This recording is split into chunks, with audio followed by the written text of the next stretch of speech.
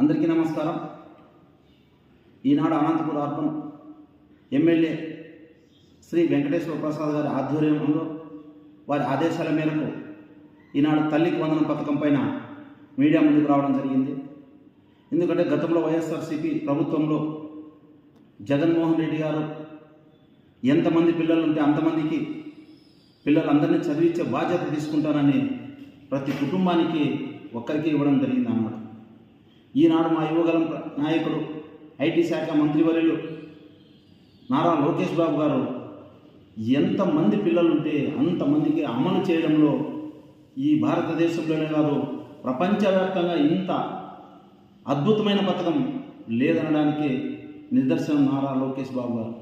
ఎందుకంటే ప్రతి ఒక్కరూ చదువుకోవాలి, ప్రతి ఒక్కరూ ఉన్నతమైన శిఖరాలకు చేరాలి, ప్రతి ఒక్క తల్లిదండ్రుల కళ్ళల్లో ఆనందం చూడాలని పెద్దన్న పాత్ర పోషిస్తున్న వ్యక్తి నారా లోకేష్ బాబు గారు, మా రాష్ట్ర ముఖ్యమంత్రి వర్యులు నారా చంద్రబాబు నాయుడు గారు. ఒక పక్క అభివృద్ధి గారు సంక్షేమ పథకాలు అమలు చేస్తుంటే వైఎస్ఆర్సీపీ పార్టీలో ఉనుకు పుడుతుంది. ఎందుకంటే ఆనాడు పింఛన్లో కూడా ప్రతి అవ్వాతాతకు మోసం చేసిన వ్యక్తి జగన్మోహన్ రెడ్డి. 3,000 పింఛన్ ఇస్తానని ప్రతి సంవత్సరం 250 పెంచుతూ ఆయన దిగిపోయే టయానికి 3,000 ఇస్తే మా నారా లోకేష్ బాబు గారు, నారా చంద్రబాబు నాయుడు గారు 4,000 పింఛన్ ఇస్తామని చెప్పి అందరికీ కూడా 4,000, 6,000, 10,000, 15,000 విడవ పెన్షన్లు, వికలాంగుల పెన్షన్లు.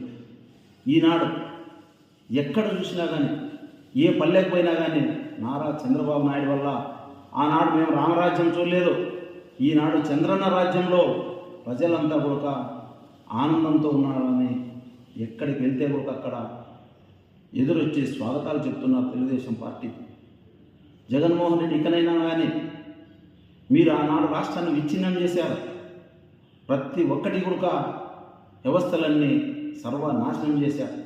దశ దిశ మార్చగల నాయకుడు నారా చంద్రబాబు నాయుడు గారు. ఆయనకు అత్యధికమైన మెజార్టీ ఇచ్చారు. ఎందుకు? మీరు ఆనాడు శాండ్ అంటూ, వైన్ అంటూ, క్యాష్నోలు, పబ్బులు, కోడి పందాలు, పిల్లలకి ఇచ్చేలు విడిగా రాష్ట్రాన్ని దాచుకొని దోచుకున్నారు.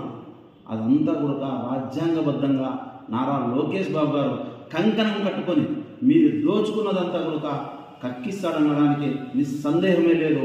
మీరంతా కూడా కటకటాల పాలయ్యేకి త్వరలో నిలబోతున్నారని తెలుగుదేశం పార్టీ నుండి తీవ్రంగా హెచ్చరిస్తున్నాం.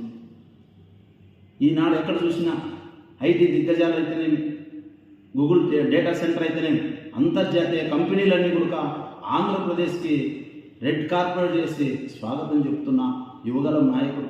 ఎందుకంటే ఆనాడు పాదయాత్రలో యువకులందరికీ 25 లక్షల ఉద్యోగ కల్పన నేను తీసుకుంటాను, మీ అందరి బాధ్యత అని చెప్పేసి ఆనాడు మాట ఇచ్చాడు. కనుకనే ఈనాడు 25 లక్షల ఉద్యోగ కల్పన జరుగుతున్నాయి.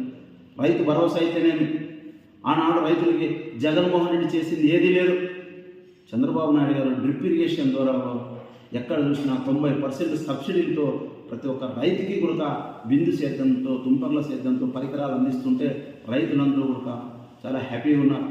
ఏనాడైనా రైతాంగాన్ని కానీ, యువతను కానీ, సంక్షేమ పథకాలు కానీ, అభివృద్ధి కానీ ఏనాడన్నా కానీ మీరు పట్టించుకున్న దాఖలాలు ఉన్నాయని జగన్మోహన్ రెడ్డిని సూటిగా అడుగుతున్నాం. కాకపోతే అమరావతి పైన ఎప్పుడూ కూడా విషం చెందే పరిస్థితి. అమరావతి అనేది రాష్ట్రానికి రాజధాని అవసరమని అక్కడ స్వచ్ఛందంగా రైతులే 27,000 మంది రైతులు, చిన్నకారు రైతులు, వారి ఆధార్ కార్డులు ఉన్నాయి, వాళ్ళ ఒక రేషన్ కార్డులు ఉన్నాయి, వాళ్ళ ఒక పాస్ పుస్తకాలు ఉన్నాయి. ప్రతి ఒక్కరు స్వచ్ఛందంగా వచ్చి భూములు ఇచ్చారు. ఎందుకు? ఆయన పైన ఉన్న నమ్మకం. ఆయన అంటే ఒక బ్రాండ్. ఆ బ్రాండ్ నిలబెట్టగల శక్తి, సామర్థ్యం నారా చంద్రబాబు నాయుడు గారికి ఉంది.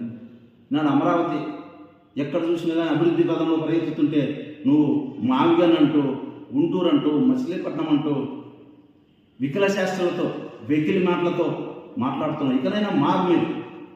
మీరు ఆనాడు చేసిన విచ్ఛిన్నానికే మీకు 11 సీట్లు ఇచ్చారు. ఇకనైనా మారి ప్రజలకు క్షమాపణ చెప్పండి. ఆనాడు మీరు ఇచ్చిన అవకాశాన్ని సద్వినియోగం చేసుకోలేదు అని చెప్పి ప్రజలకు క్షమాపణ చెప్పారు. మీరు ప్రజల్లోకి వస్తే బాగుంటుంది, కానీ ప్రజలకు ఎటువంటి బేషరతుగా క్షమాపణ చెప్పకుండా మీరు ప్రజల్లోకి వస్తే ప్రజలే తరిమి కొడతారని వైఎస్ఆర్సీపీ నాయకులందరికీ కూడా తెలుగుదేశం పార్టీ నుండి హెచ్చరిస్తున్నాం.